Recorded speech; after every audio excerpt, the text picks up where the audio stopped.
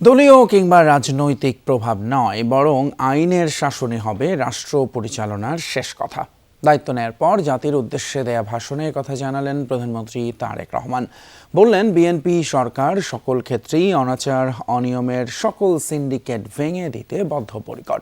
এছাড়া ব্যবসায়ীদের সতর্ক করে দিয়ে প্রধানমন্ত্রীর আহ্বান, রমজান মাসকে মুনাফা লাভের মাস হিসেবে পরিগণিত না করার। বিএনপিকে যারা ভোট দিয়েছে কিংবা দেয়নি, সেই সীমারেখা ভুলে তারেক রহমান বললেন, এই সরকারের প্রতি সবার অধিকার সমান। স্টে সেফের ডাবল লেয়ার প্রোটেকশনই পিরিয়ডের হেভি ফ্লোর দিনগুলোতে আমাকে রাখে নিরাপদে। Stay safe. বিসমিল্লাহির রহমানির রহিম।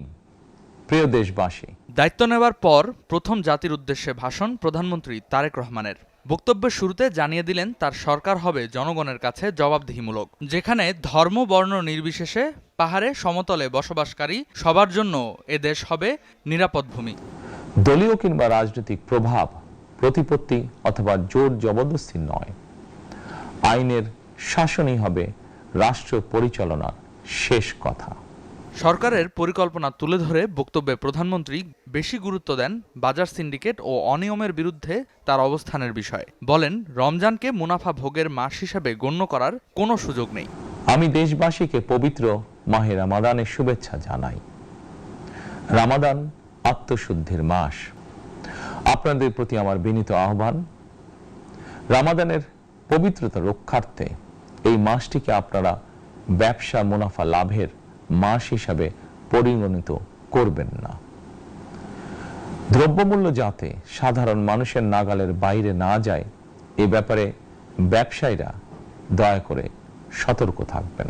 বিএনপি সরকার সকল ক্ষেত্রে অনাচার অনিয়মের সকল সিন্ডিকেট ভেঙে দিতে বদ্ধপরিকর ইনশাআল্লাহ। বলেন, মহানবীর ন্যায়পরায়ণতার আদর্শে অনুপ্রাণিত হয়ে সরকারের মন্ত্রী সংসদ সদস্যরা রাষ্ট্রীয় কোনো সুবিধা না নেয়ার সিদ্ধান্ত নিয়েছে। পাশাপাশি তার সরকার পরিচালনার মূলনীতি হবে আইনের শাসন। বিএনপির সংসদীয় দলের প্রথম সভাতেই আমরা সিদ্ধান্ত নিয়েছি, বিএনপি থেকে নির্বাচিত কোনো সংসদ সদস্য সরকারি সুবিধা নিয়ে ট্যাক্স ফ্রি গাড়ি আমদানি করবেন না এবং প্লট সুবিধাও নেবেন না। আমি আপনাদের সামনে বলেছিলাম, রাষ্ট্র পরিচালনার সুযোগ পেলে বিএনপি সরকার মহানবীর ন্যায়পরায়ণতার আদর্শ অনুসরণ করবে। রাজধানী ঢাকা সহ বিভাগীয় শহরগুলোর যানজট নিরসনে রেলকেন্দ্রিক যোগাযোগ ব্যবস্থার উন্নয়ন পরিকল্পনার কথাও তুলে ধরেন প্রধানমন্ত্রী। পাশাপাশি তরুণদের দক্ষ মানব সম্পদে পরিণত করতে তথ্য প্রযুক্তি ও কর্মসংস্থানে সহায়তার প্রতিশ্রুতি দেন। রাজধানীতে জনসংখ্যার চাপ কমাতে বিকল্প ব্যবস্থা গ্রহণ করা জরুরি হয়ে পড়েছে। সারা দেশে রেল যোগাযোগ ব্যবস্থা ঢেলে সাজানোর উদ্যোগ নেওয়া হচ্ছে। এই পরিকল্পনার অংশ হিসাবে প্রথমেই রেল, নৌ, সড়ক এবং সেতু মন্ত্রণালয়ের কার্যক্রম পুনর্বিন্যাস ও সমন্বয় করা হচ্ছে। দল যার যার, রাষ্ট্র সবার, এই নীতিতে দেশ পরিচালনার অঙ্গীকার ব্যক্ত করেন প্রধানমন্ত্রী তারেক রহমান। দল মত ধর্ম দর্শন যার যার, রাষ্ট্র সবার। রেদওয়ান আহমেদ, যমুনা নিউজ, ঢাকা।